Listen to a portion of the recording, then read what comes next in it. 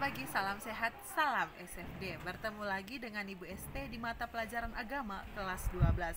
Anak-anakku sekalian, hari ini kita akan melanjutkan kembali pembelajaran kita.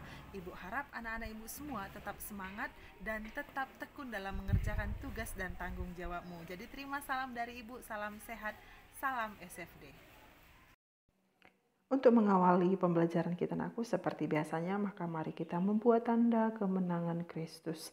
Dalam nama Bapa dan Putra dan Roh Kudus. Amin.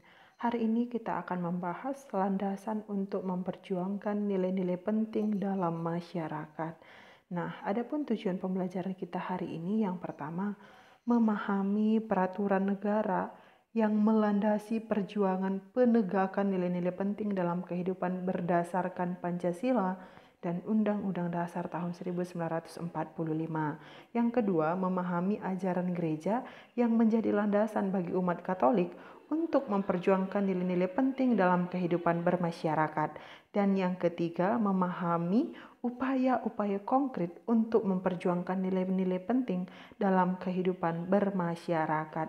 Nah, karena di sekolah kita kita itu belajar nilai karakter ke-SFD-an, nilai karakter yang kita dalami pada hari ini yaitu persaudaraan dan toleran. Nah, melalui kegiatan pembelajaran ini, anak didik kami juga dibimbing untuk memahami serta menghayati perjuangan negara dan gereja untuk mewujudkan nilai-nilai penting dalam kehidupan masyarakat. Baik itu negara maupun gereja memiliki tugas dan kewajiban yang sama, yaitu mewujudkan kerajaan Allah sebagaimana yang ditawarkan oleh Yesus Kristus, Sang Juru Selamat kita.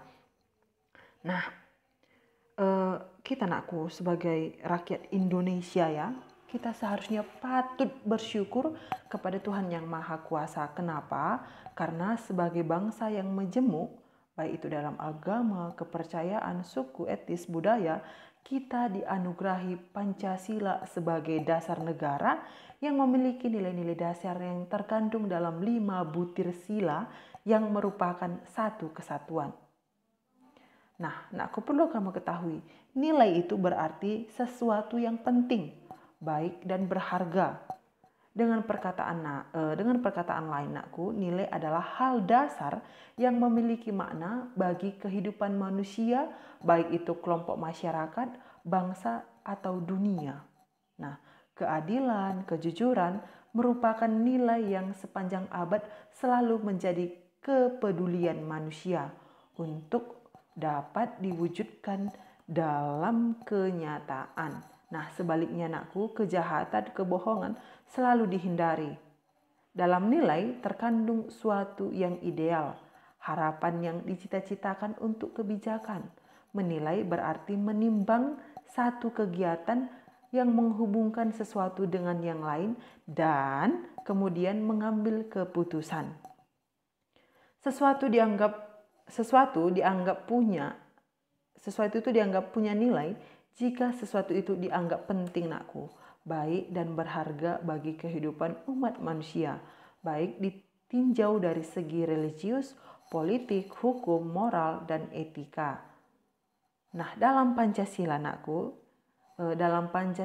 inilah nilai-nilai keadilan, kejujuran, kebenaran, perdamaian dalam masyarakat memang harus diperjuangkan untuk mencapai kesejahteraan lahir dan batin. Sekarang yang menjadi pertanyaannya adalah, apakah nilai-nilai luhur Pancasila itu telah diwujudkan setelah sekian puluh tahun merdeka atau justru sebaliknya? Pancasila merupakan kesepakatan dasar bangsa Indonesia untuk hidup dalam suatu negara kesatuan Republik Indonesia. Nah, Pancasila mempunyai tempat dalam pembukaan Undang-Undang Dasar tahun 1945 karena merumuskan nilai-nilai dasar manusiawi. Nah, Pancasila dapat disebut visi atau pandangan hidup yang mendasari dan menjadi tujuan segala hukum dalam hidup bermasyarakat, berbangsa, dan bernegara. Nah, mewujudkan keadilan sosial merupakan salah satu tugas utama negara Indonesia. Dengan demikian segala bentuk ketidakadilan tidak boleh dibiarkan di bumi Indonesia ini. Nah, negara dan segala alat negara berkewajiban untuk menciptakan jalur-jalur dan prasarana-prasarana ekonomis, politik, sosial, dan budaya yang menjamini keadilan dan kesejahteraan bagi segenap warga Indonesia. Nah, tuntutan keadilan sosial bagi seluruh rakyat Indonesia ini dijabarkan dalam pasal 33 dan 34 yang menentukan bagaimana perekonomian nasional harus disusun. Nah, ayat pertama pasal 33 mengungkapkan semangat yang harus menjiwai penyelenggaraan perekonomian nasional, yaitu semangat kekeluargaan. Nah, kekeluargaan berarti bahwa dalam menjalankan produksi, kita tidak bekerja hanya untuk kita sendiri semata-mata, melainkan kita bekerja untuk kita semua. Oleh sebab itu, negara dalam pasal 34 Undang-Undang Dasar tahun 1945 diwajibkan untuk memperhatikan orang-orang dan kelompok yang tidak berdaya seperti fakir miskin dan anak-anak terlantar, itulah khususnya. Nah, pemerintah harus mewujudkan demokrasi ekonomi di mana koperasi adalah bentuk usaha ekonomi yang sesuai.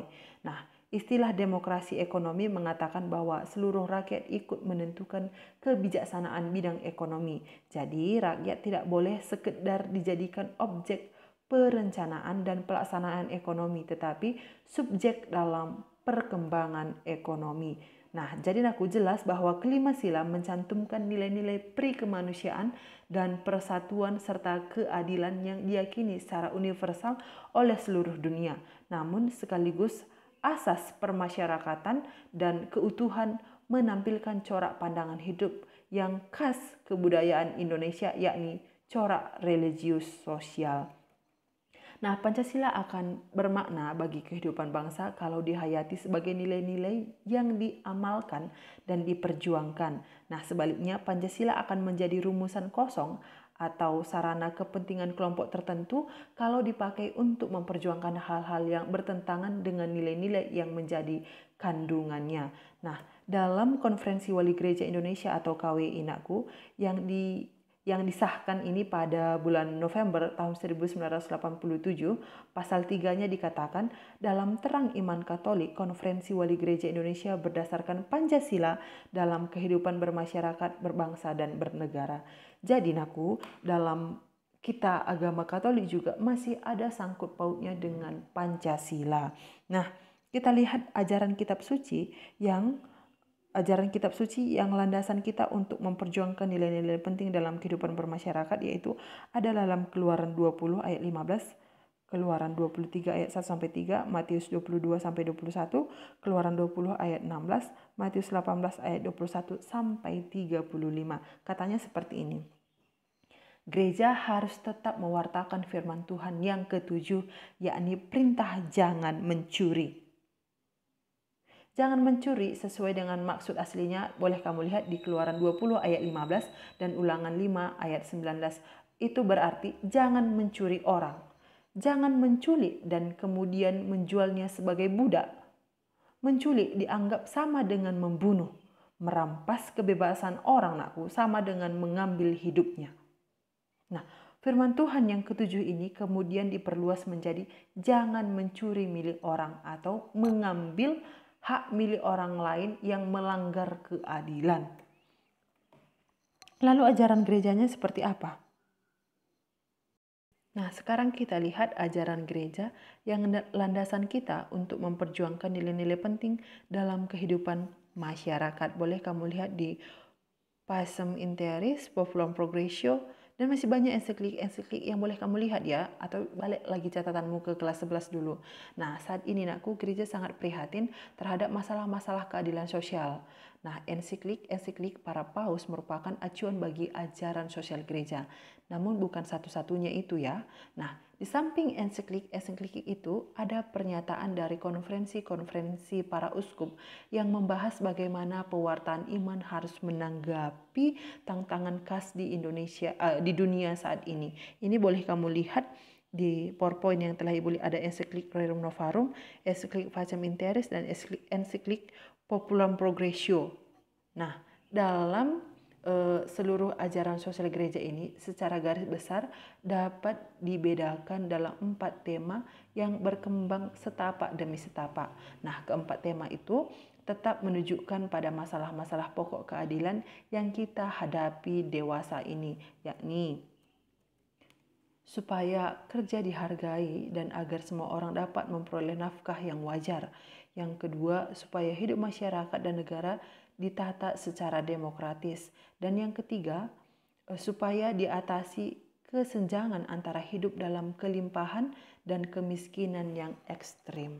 Nah, lalu setelah kita lihat bagaimana ajaran kitab suci dan ajaran gereja Katolik, masalah nilai-nilai penting dalam kehidupan masyarakat ini, kamu sebagai siswa di SMA Santa Maria Kabanjahe ini, apa yang harus kamu lakukan untuk mempertahankan kemerdekaan kita?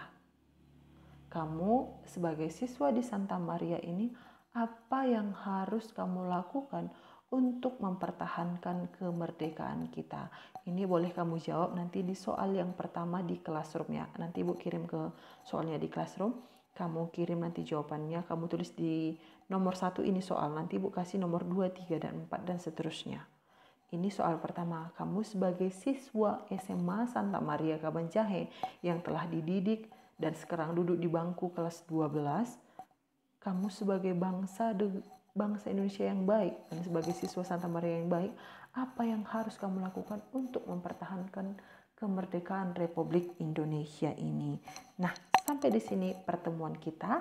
Tadi karena kita awali dengan tanda kemenangan Kristus, maka kita akhiri juga dengan tanda kemenangan Kristus. Dalam nama Bapa dan Putra dan Roh Kudus. Amin. Ingat tugasmu tetap kirimkan tepat waktu. Nah, sebelum kamu mengerjakan tugas di aplikasi Classroom, terlebih dahulu kamu kerjakan dulu tugas yang Ibu kirim linknya di aplikasi Classroom ini ya. Ini ada Ibu kirim link Google Form, kamu kerjakan terlebih dahulu tugas yang ada di link aplikasi Google Form, baru kamu kerjakan tugas di aplikasi Classroom. Jadi terima kasih, tetap semangat untuk mengikuti pembelajaran selanjutnya. Salam sehat, salam SFD, Tuhan memberkati.